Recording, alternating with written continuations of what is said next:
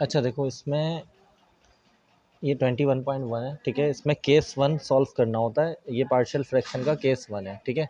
Case 1 का मतलब ये होता है कि जो आपके पास नीचे जो नंबर दिया हुआ है ना, इसको डेनोमिनेटर बोलते हैं। इसके अंदर जो एक्स की वैल्यू है ना, वो 1 हो, 1 से बड़ी ना हो, ठीक है। अब हमें यहाँ पर पता चल रहा है कि भाई एक्स की वैल्यू तो 2 है, 2 पावर लगी हुई है। इसको हम 1 बना सकते हैं। कैसे बना सकते हैं? इसके अंदर एक फॉर्मूला लगा के, वो फॉर्मूला इसमें अप्लाई हो रहा है। ए स्क्वायर माइनस बी स्क्वायर बराबर होता है ए प्लस बी और ए माइनस बी के। ये फॉर्मूला लग रहा है, तो हम इसके ऊपर लगा सकते हैं। जैसे हमने लिखा ये, इसको पहले ऐसे करा, ठीक है। ए स्क्वायर माइनस बी स्क्वायर बनाया। अब इसको हम ए प्लस बी और ए माइनस बी बना सकते हैं, ठीक है। और ये हमारे पास अब देखो एक्स की वैल्यू 1 भी आ गई है, ठीक है। और इससे ज़्यादा ये शॉर्ट नहीं हो सकता। अब हम इसके ऊपर पार्शियल फ्रैक्शन अप्लाई करेंगे, ठीक है। यहाँ पर लिखेंगे अप्लाई पार्शियल फ्रैक्शन, पीएफ लिख दो, ठीक है, शॉर्ट फॉर्म में लिखते हैं। अच्छा, हमने 12 ऐसे ही लिखा, x प्लस 3 और x माइनस 3 ऐसे ही लिखा। इसी तरह जितने ब्रैकेट्स होंगे उतने a बढ़ाएंगे हम। a1 x plus 3 plus a2 x minus 3, ठीक है। देखो, अब इसका ले लेंगे एलसीएम। एलसीएम लेने का सबसे शॉर्टकट तरीका ये है कि यहाँ पर हमने इन दोनों को मिलाकर लिख दिया मल्टीप्लाई की फॉर्म में, इस तरह करके, ठीक है। जैसे ये है ऐसे ये लिख दिया। अच्छा, a1 लिखा। a1 के पास ये वाली वैल्यू थी, यानी कि ये वाला ब्रैकेट था, ये वाला ब्रैकेट नहीं था, ये वाला ब्रैकेट a1 को दे दिया। प्लस a2 लिखा। a2 के पास ये वाला ब्रैकेट था, सॉरी ये वाला ब्रैकेट था, ये वाला ब्रैकेट नहीं था, ये वाला ब्रैकेट a2 को दे दिया, ठीक है। इससे ये कट गया। सिंपल आपके पास बचा 12 a1 x minus 3 plus a2 x plus 3, ठीक है, ये बच गया। अच्छा, ये वाली जो इक्वेशन थी, ये इक्वेशन 1 थी, इसको इक्वेशन 1 कहेंगे, ठीक है। जब हम इतना काम कर लेंगे तो अब हम क्या करेंगे, हम जो x के ये जो वैल्यू लिखी हुई है ना, x प्लस 3 x माइनस 3, इसकी हम वैल्यू निकालेंगे अपने पास से। सबसे पहले लिखा हुआ है x प्लस 3, x प्लस 3 लिखा इज इक्वल टू 0 कर दिया, ठीक है। इज इक्वल टू 0 हमने खुद लगा दिया। x लिखा, ये 3 उधर भेज दिया, माइनस का 3 हो गया, सही है। अब हम ये x की वैल्यू पुट करेंगे, put the value of x in equation 2। Equation 2 कौन सी? इक्वेशन 2 ये वाली है जो हमने यहाँ पर निकाली थी। ये इक्वेशन 2 थी, इसमें वैल्यू पुट करेंगे x की। हमने 12 ऐसे ही लिखा इज इक्वल टू a1 ऐसे ही लिखा। a1 के पास हमारे पास यहाँ पर x माइनस 3 था, हमने यहाँ पर माइनस 3 और माइनस 3 लिख दिया, प्लस a2 लिखा। a2 के पास ब्रैकेट था x प्लस 3, तो यहाँ पर हमने माइनस 3 और प्लस 3 कर दिया, सही है। माइनस 3 और प्लस 3 कर दिया। 12 ऐसे ही रहा, a1 ऐसे ही रहा, 3 और 3 प्लस होकर माइनस 6 हो गया। a2 ऐसे ही रहा, ये 0 हो गया। अच्छा, ये 0 हो जाएगा तो समझो ये पूरा ही ख़त्म हो गया, सिंपल ये बचा आपके पास ना। तो 12 ऐसे ही रहा, ये 6 इधर मल्टीप्लाई हो रहा है, इधर आके डिवाइड हो गया। a1 6 1 6, 6 2 12, तो ये माइनस का 2 आ जाएगा। समझो आपके पास माइनस का 2 आया है a1। नीचे 1 आ रहा था ना माइनस का, तो हमने 1 वो जो माइनस था ऊपर कन्वर्ट कर दिया, तो माइनस का 2 आ गया। अब हमने x की वैल्यू पहले x प्लस 3 रखी थी, क्योंकि ये थी। अब हम x माइनस 3 रखेंगे, x minus 3 is equal to 0 कर दिया, ठीक है। x ऐसे ही रहा, 3 उधर चला गया। अब हम लिखेंगे put the value of x in equation 2। Equation 2 में ही रखना है, सही है। इक्वेशन 2 में ही रखेंगे, 1 में नहीं रखेंगे। 12 ऐसे ही लिखा, a1 ऐसे ही लिखा, A1 के पास x था, x -3 था ना, तो हमने x की जगह पे लिख दिया 3 -3। ठीक है, देखो x -3 था, x की जगह पे 3 -3 ऐसे आ गया। ठीक है, अब यहाँ पर वापस आ गए, हमने यहाँ पर लिखा A2 की वैल्यू थी 3 + 3, मतलब x + 3 थी तो 3 + 3 आ गया। सही है। अब इसको 12 ऐसे ही रहा, ये तो समझो 0 हो जाएगा तो ये तो पूरा ही कट गया। सिंपल यहाँ पर आपके पास A2 और 6 हो गया। ठीक है, 6 इधर मल्टीप्लाई हो रहा है, इधर आगे डिवाइड हो गया, ये आपके पास A2 आया, 6 1 6, 6 2 12, तो 2 = A2, ये आपके पास आ गया। ठीक है, ये आपका आंसर नहीं आया। अब आपके पास A1 और A2 दोनों की वैल्यू आ चुकी है। अब आप यहाँ पर लिखोगे now we put the value of A1 and A2 in equation 1। Equation 1 में रखेंगे। इक्वेशन 1 पता है कौन सी थी? इक्वेशन 1 ये वाली थी, ये हमने लिखी थी ना, इसके आगे लिखा हुआ था 12x + 3x - 3। यहाँ पर हम लिखेंगे 12x + 3x - 3। A1 की जगह पे था -2। ठीक है, A1 की जगह पे -2 और x + 3 ऐसे रहा, x + 3, फिर 2 लिखा। 8 वो 2 जो है A2 की वैल्यू भी 2 आई थी, इसके नीचे x - 3 लिखा हुआ था। सही है, तो इसको अरेंज करके लिखना चाहो तो अरेंज करके लिख सकते हैं। अरेंज करके कैसे लिखेंगे? 2x - 3 ऐसे ही लिखा, और ये -2 और x + 3, मतलब इसको मैंने अरेंज कर दिया। इसको प्लस वाले को पहले लिखा और ये माइनस वाले को बाद में लिखा। यहाँ पर भी आंसर छोड़ सकते थे हमने, यहाँ तक के करके इसको आंसर कर दिया, वरना तो उसको भी आंसर कर सकते हैं, मसला नहीं है। ठीक है, अच्छा भाई ये इसका 2 है, इसमें भी देखो नीचे x की वैल्यू स्क्वायर आ रही है और 2x आ रही है और 3 आ रही है। ठीक है, यानी कि इस x को हमें 1 के बराबर लाना है, तब जाके ये सॉल्व होगा। इसको सबसे आसान तरीका ये है, इसको मिडिल टर्म ब्रेक कर लेंगे। 4x 4 ऐसे ही रहा, मिडिल टर्म ब्रेक कैसे करेंगे? x² ऐसे ही रहा, इसको हमने -2x और x में तोड़ दिया। ठीक है, -2x और x में तोड़ दिया इसको मिडिल टर्म ब्रेक में। मिडिल टर्म ब्रेक करिए इसकी। मिडिल टर्म ब्रेक होती थी जैसे आप पहला वाली टर्म और लास्ट वाली टर्म मल्टीप्लाई करते थे, 3x² आ गया। फिर हमें 2 नंबर ऐसे सोचने हैं जो मल्टीप्लाई होकर ये बन जाए और प्लस होकर। अच्छा, इसको इस तरह से भी कर सकते हैं।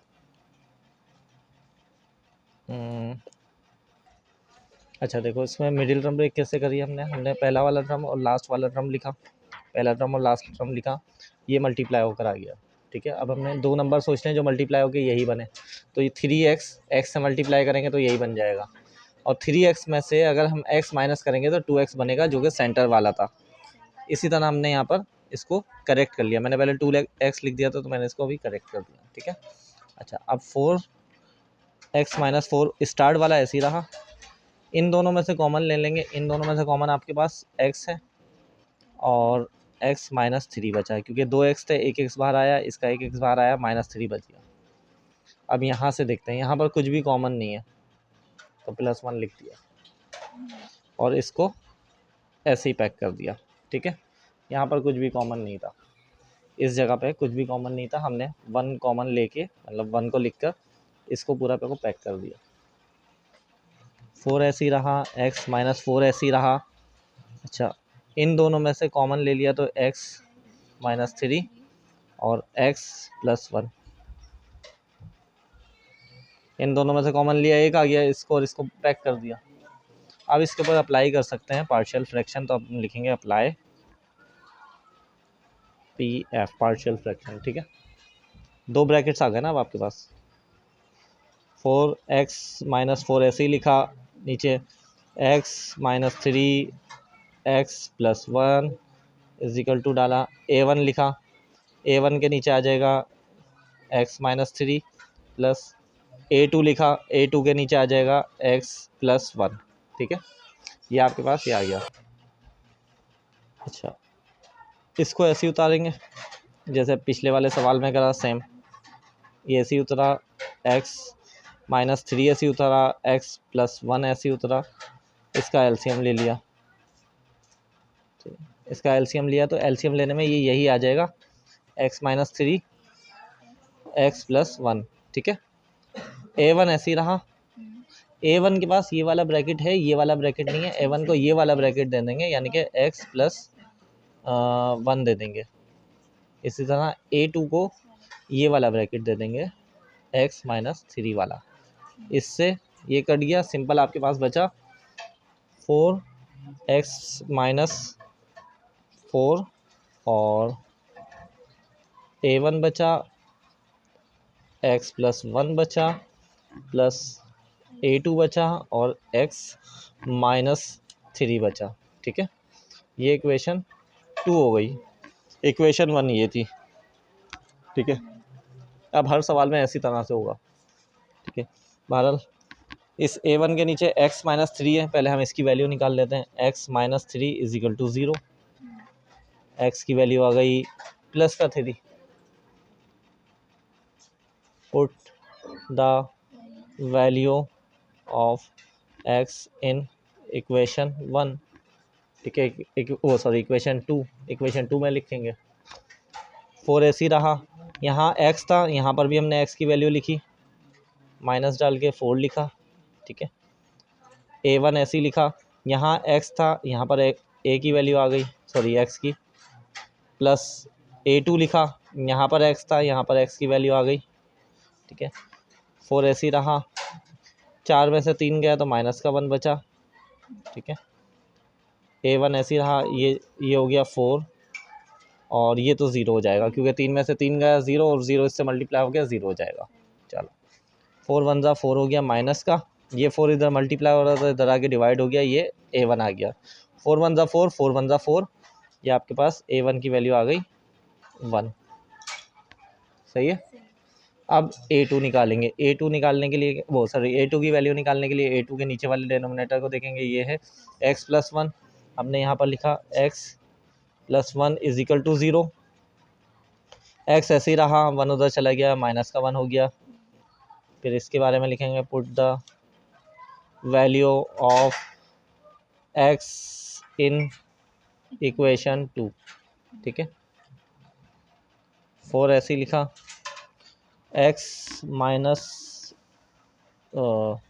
सॉरी x की जगह पे हमने वो वैल्यू रखनी थी ना, मैंने गलत लिख दिया। 4 ऐसे ही लिखा, -1 -4, सही है, क्योंकि x की जगह पे तो उसकी वैल्यू रखनी थी ना, x की जगह पे -1 रखा। फिर a1 लिखा, a1 की वैल्यू थी x प्लस 1, तो हमने यहाँ पर लिखा -1 प्लस 1, ठीक है। फिर a2 लिखा, a2 की वैल्यू थी x माइनस 3, तो हम x की वैल्यू -1 और -3 ऐसे आ गया। अच्छा 4 ऐसे ही रहा, ये हो गया माइनस का 5, सही है। अच्छा ये a1 -1 प्लस 1 ये तो कट गया था, a2 बच गया डायरेक्ट, a2 और ये हो गया आपके पास माइनस का 4, ठीक है। 4 5 ज़ा 20, माइनस का ये माइनस का 4 इधर आ गया, ठीक है। ये a2 माइनस से माइनस कटा, 4 1 ज़ा 4, 4 5 ज़ा 20, a2 की वैल्यू जो आई है आपके पास, यहीं लिख देता हूँ, a2 की वैल्यू जो आई है वो आई है 5, ठीक है। a1 की वैल्यू भी आ गई, a2 की वैल्यू भी आ गई। अब ये हम इक्वेशन 1 में पुट कर देंगे, यहाँ पर हम लिख देंगे put the value of a1 and a2 in equation 1। Equation 1 में पुट करेंगे, x माइनस 4 लिखा, ठीक है, x माइनस 3 है, x प्लस 1 है, a1 की जगह पे ये a1 की जगह पे a1 की वैल्यू लिखेंगे 1 और उसके नीचे x माइनस 3 था, ठीक है, प्लस a2 की वैल्यू 5 आई थी और उसके नीचे x प्लस 1 था, ठीक है। ये आपका आंसर हो गया इसका प्रॉपर, यहाँ से 2 वाले का, ठीक है। ये है थर्ड वाला, ठीक है। इसमें मैंने डायरेक्टली अप्लाई पार्शियल फ्रैक्शन कर दिया, क्यों? क्योंकि इसमें x की वैल्यू देखो तीनों में 1 1 थी, तो a1 की जगह पे x आ गया, a2 की जगह पे x माइनस 2 आ गया, a3 की जगह पे x माइनस 1 आ गया, जो कि ये था, ठीक है। एलसीएम भी ले लेंगे, इसका एलसीएम इसी तरह हो जाएगा जैसे पिछले बुक्स में सवाल में लिया है हमने, x-2 x-1 ऐसे ही रहा। इसको तीनों को हमने ऐसे मर्ज करा और यहाँ पर लिख दिया हमने x-2 और x-1। अच्छा A1 ऐसे ही रहा। A1 के पास x है, ये दोनों ब्रैकेट नहीं है, दोनों ब्रैकेट A1 को दे दिया हमने, x-2 भी दे दिया और x-1 भी दे दिया। अच्छा अब A2 के ऊपर आ गए। A2 के पास ये वाला ब्रैकेट है, ये दोनों नहीं है, A2 को ये दोनों ब्रैकेट दे दो, x भी दे दिया और x-1 भी दे दिया, ठीक है। फिर A3, अच्छा A3 का ना मैं इधर लिख देता हूँ ताकि वो समझ में आ जाए। A3 के पास ये वाला ब्रैकेट है, ये दोनों ब्रैकेट नहीं है, A3 को ये दोनों ब्रैकेट दे दिया, ठीक है, x-2 ये दोनों ब्रैकेट दे दिया। इससे ये पूरा ये कट गया, आपके पास बचा x2 3x + 6, यहाँ पर आपके पास आ जाएगा A1 x-2 x-1 A2 x+1 A3 x और x-2, ठीक है। अच्छा अब इसके आगे वाले सवाल में मैं क्या करूँगा, आगे वाले सवाल में जब हमें x की वैल्यूज़ निकालनी होगी तो मैं स्टार्टिंग का बहुत कम लिखूँगा, ज़्यादातर आगे आगे का लिख दूँगा, या इसको 2 लाइनों में कर लूँगा ताकि समझ में आ जाए, ठीक है। अच्छा अभी x की वैल्यू A1 है, A1 के नीचे x लिखा हुआ है, x के आगे कुछ भी नहीं है, तो x की वैल्यू हमने 0 सपोज कर ली, भाई x की वैल्यू 0 है, ठीक है। अब इसमें वैल्यू लगाएंगे, इस वाले में x की वैल्यू रखेंगे, हमने एक ब्रैकेट बनाया, x की जगह पे स्क्वायर 0 हो गया, 3 यहाँ 0 आ गया, +6। अच्छा A1 लिखा, यहाँ 0 आया, -2 यहाँ 0 आया, -1, ठीक है। फिर A2 पे आ गए, यहाँ 0 आया और यहाँ 0 + 1 आ गया, फिर हमने +A3 लिखा, यहाँ पर 0 आया और यहाँ पर 0 - 2 आ गया, ठीक है। अच्छा ये सारा 0 हो गया, सिर्फ 6 बचा है। A1 लिखा, ये -2 और -1 ये दोनों मल्टीप्लाई हो रहे हैं, ठीक है, -2 और -1, सही है, क्योंकि ये 0 में 2 प्लस करेंगे यही बचेगा, 0 में 1 प्लस करेंगे तो यही बचेगा। A2 आ गया, A2 के पास देखो 0 है और ये सबसे मल्टीप्लाई हो रहा है, तो ये कट ही आएगा, सही है, 0 आ रहा है क्योंकि 0 ही आएगा, फिर 0 भी इस सब के पास होगा तो ये भी कट ही आएगा, सिंपल यही बचा, ठीक है। 6 ऐसे ही लिखा, A1 ऐसे ही लिखा, 2 1 जा 2 हो गया, 2 यहाँ पर जो है नहीं माइनस प्लस हो जाएगा, माइनस प्लस हो जाएगा, 2 यहाँ पर मल्टीप्लाई हो रहा है, इधर जाके डिवाइड हो जाएगा, तो ये हो जाएगा 2 = A1 2 1 2 2 3 6 3 = A1 की वैल्यू आ गई। अब A2 की वैल्यू निकालेंगे, A2 की वैल्यू x-2 दी हुई है, हम A2 की वैल्यू निकाल लेते हैं, x-2 = 0, सही है, वैल्यू ये आ गई, इसको भी उसी में पुट करेंगे, सही है, ये इस इक्वेशन में करा। अच्छा यहाँ पर -3 है, मैंने प्लस लिख दिया गलती से, यहाँ पर इसको हमें माइनस करना है, ठीक है। A1 के पास कौन कौन से ब्रैकेट थे, x-2 था, तो हमने यहाँ पर लिख दिया 2 - 2, ठीक है। अच्छा x-1 था तो 2 - 1 ये ब्रैकेट आ गया, A1 के पास x-2 और x-1 था। अब A2 के पास x और x+1 है, -1 है, ये माइनस है, ठीक है। A2 के पास x और x-1 है, हमने +A2 लिखा ये और -1 ये आ गया, ठीक है। A3 के पास जो है, A3 के पास आपके पास ये है और कौन सा है, x-2 है, तो 2 - 2 हो गया, ठीक है। अच्छा 2 का स्क्वायर लिया 4 हो गया, 3 2 ज़ा 6 हो गया, +6 हो गया। अच्छा ये देखो 2 में से 2 गया 0 हो जाएगा, 0 इन पूरे को काट देगा, तो हमने यहीं पर ही काट दिया, लिखना बेकार था।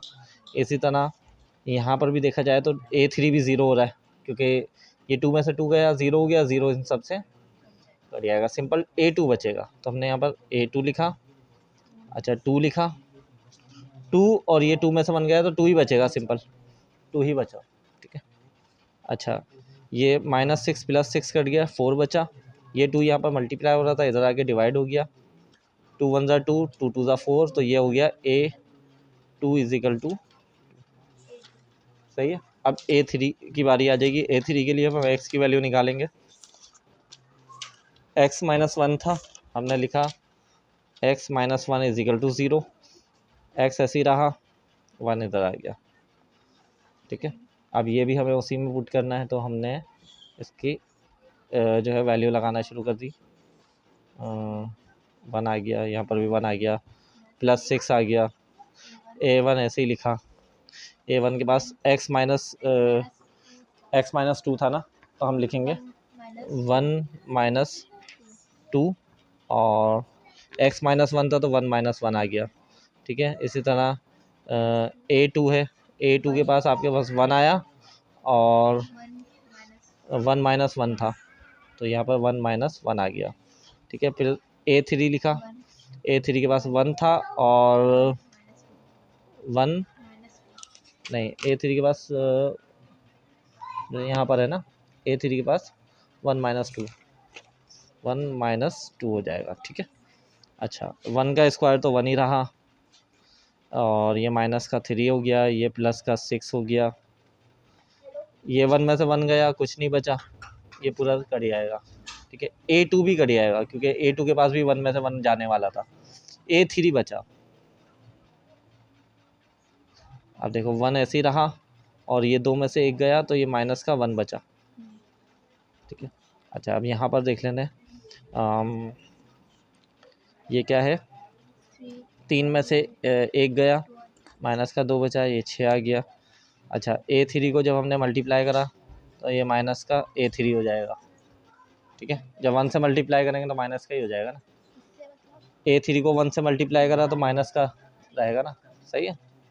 अच्छा 6 में से 2 गए, ये बचा आपके पास 4, तो A3 की वैल्यू आपके पास 4 आ गई, ठीक है। अब A3, A1, A2 और A3 तीनों की वैल्यू आ गई। अब इसको हम पुट कर देंगे किस में, इस पूरी इक्वेशन में, इस वाली इक्वेशन में, x² - 3x + 6, x² - 3x + 6, और नीचे आपके पास था x - 2 x1, x - 2 x - 1, A1 की जगह पे आपने A1 की वैल्यू लिख दी, जो कि आई थी 3 के नीचे x आ गया, प्लस A2 की वैल्यू जो आई थी वो आई थी 2 के नीचे आ जाएगा x - 2, प्लस A3 की वैल्यू आपके पास 4 आई है, 4 के नीचे आ जाएगा x - 1।